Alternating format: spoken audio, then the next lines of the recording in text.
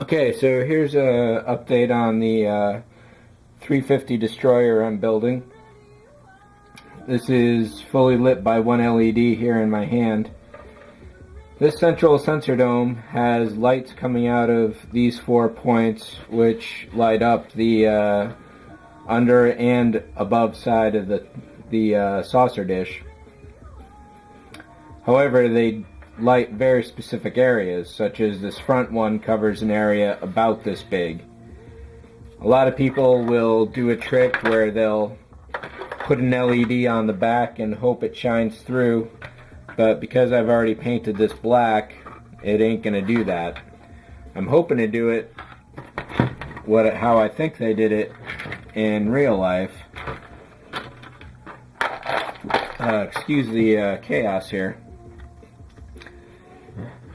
So going through the front here, this definitely puts off a lot more light than I was hoping. Putting the LED in the center kind of diminishes everything, so what I think I'm going to do is dual LEDs pointing in opposite directions. So the one on the left will point right and the one on the right will point left. However, the light goes far too forward into the dish, and I was thinking maybe I could bounce it around like there isn't too bad, but it really needs to be a lot more powerful than that. So a direct light is definitely going to be far too much, and a bounce light may not work at all. So as you can see here, that just lights up far too much of the hull if you know the ship at all.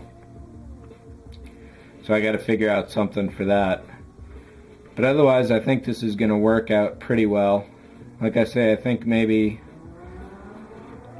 bouncing it around could work a little better, but then really got to control the areas of the bounce, and I don't know if that's going to work out even doing a lot of light boxes on the inside.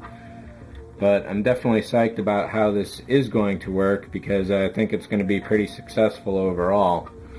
Let's turn a regular light on here. And another thing I'll be doing is painting the insides fully silver to help on bouncing the light around. I'm going to show you something scary I just did that helped out a lot. First, I took a pencil and outlined this shape. Then I gouged away the insides. So this is to help out with positioning the lights around, and I'm going to clean this up a little.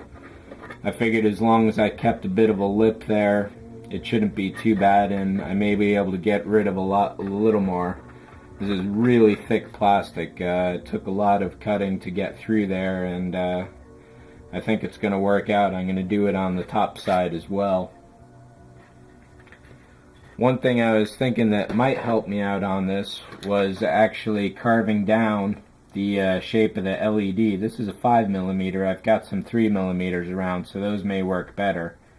And if I could get some 3mm that are less bright, like in the 8,000 millicandle instead of 13 or 17,000 that these are, that will be even better, because then I won't have to worry about so much light escaping everywhere. But essentially, shaving the sides around did help to position the light, or direct the light, a lot better than it had been when it was a bulb. So now it's like here, you might be able to see that I carved it at an angle like this, up like that, and over like that. So there's not too much escaping out of the sides, but it is coming out of that very end. Well, maybe it's not as directional as I thought it would be. Regardless, I think this is going to work out, and I'll shave down a bunch more LEDs as I experiment, as long as I don't get to the diode inside, which is actually a very small part of the plastic. It should work out pretty well.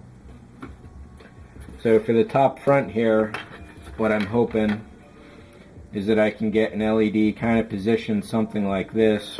Here, let's go to lights off again. To get an area, even that's a bit too big. Should be more, again, I'll probably go with like 2 of them in each direction. But it should be covering more of this kind of area, if not even that little bit of an area. So it's not a lot, and these are definitely too bright for what I need. Whether I go with these, maybe I can underpower them, put an extra resistor on, or do some math tricks to make them a lot better. I think that'll work out, and underpowering them should give them a lot more life too. I'll experiment with that a little later on. So as you can see here, I'm going to carve all this out, and there's not too many other places where that trick will work. It's just getting the directional light, and this is what really matters, and getting rid of these keys may be a necessity too. There is a divider on the insides here, but this is too thick, and putting the light behind it actually worked out pretty well for the distribution on the saucer. But in the real thing, or the filming model, if you look at these areas, you're looking at bright white light, not like this. So I'll figure something out there, and like I say, I may do two at cross purposes, which would look something, where's another LED? Thought I had one. Oh, here it is. So I'll do them at angles like this. So this should give me a good distribution of that much of an area. I'll get to that experiment a little later, like I say. One of the benefits of keeping several models going is that while a couple others are drying or doing their thing, you get to work on another, and right now I'm down to this one at this point, so I'm kind of psyched about being able to devote some time to this after almost 2.5 years since I first bought it. This is the first real work I'll be doing. So that's pretty much it for this update. Hopefully it didn't run too long, and the lighting tests are definitely going to be the main thing that comes along next, and keep track of those, and I'll catch up with you later. Thanks for watching.